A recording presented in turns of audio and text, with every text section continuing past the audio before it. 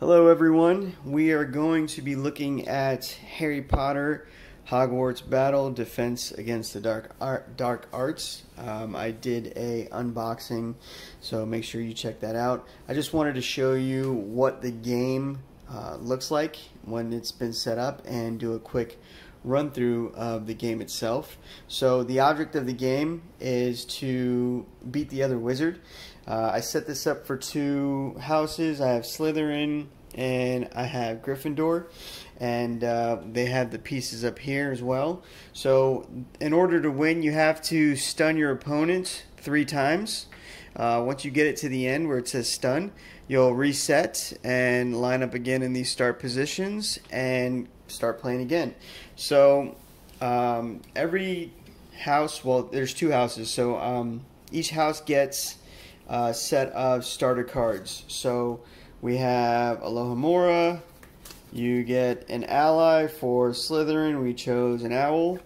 You get a cauldron, which is, let me set that up, which is an item, and you also get a wand, which is an item. So both decks are the same. So as you play the game, you'll be able to purchase new cards, which are up here, forms a classroom. If you can't afford any of the cards, you can buy what's called a book from the library. Now the way the game plays is you're going to draw 5 cards, and then on your turn you're going to play those cards. So a couple of symbols that you're going to want to look out for, you have this here, which is currency to purchase cards. So that's this here. And then this is to attack your opponent. There's another symbol that we don't have here, which is for hearts.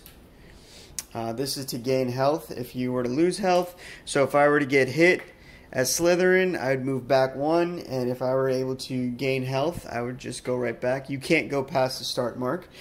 But if this was our starting hand here, I would have 1, 2, 3, 4 that I can use to spend on cards and 1 attack. So I would go ahead and put the attack in play. So I would gain this, and then I would gain $4. So we get 1, 2, 3, 4. So now I would use this for my turn. So I would attack Gryffindor, so they would take a hit, move back 1, and then I have $4 that I can use to purchase some cards. So just see what the cards look like. So there are ally cards that you can purchase once per turn. If you gain a heart, you can gain 1 attack and draw a card. Ally cards stay in front of you, so if I drew this, this would just stay in front of me. It doesn't get discarded. Another one is an item. Gain 2 attack, choose one of your opponent's allies in play. They discarded that ally. So if my opponent had an ally in play, this card would get rid of that. This is gain 2 or search your discard pile for an item and put it in your hand. And then the last one is the Peruvian Instant Darkness Powder. Gain 2, you may banish a card from the classroom. So any card up here you can get rid of. Now this is a Slytherin card, so if I were to purchase this and play it, my opponent would have to discard a non-hex card. So hexes are down here. Put these back. Hexes are here. So basically they go into your discard if you receive it when it's not your turn. And when you get this in your hand, you'll have to play this first. So this would say cards cost an additional 1 to acquire this turn. So it makes it harder for you to complete your turn. This one says banish the top card of your deck, then banish this hex. So you would lose a card from your deck. Any banished cards would go here.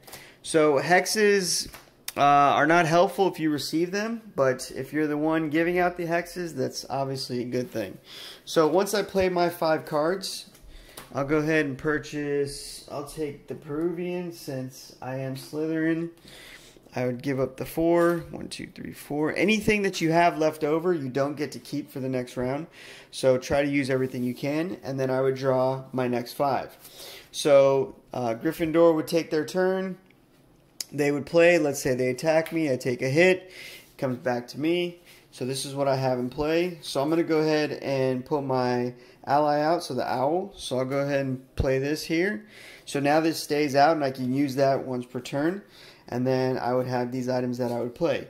So once you run out of cards, let's say I buy another card. This would get refilled as they're purchased.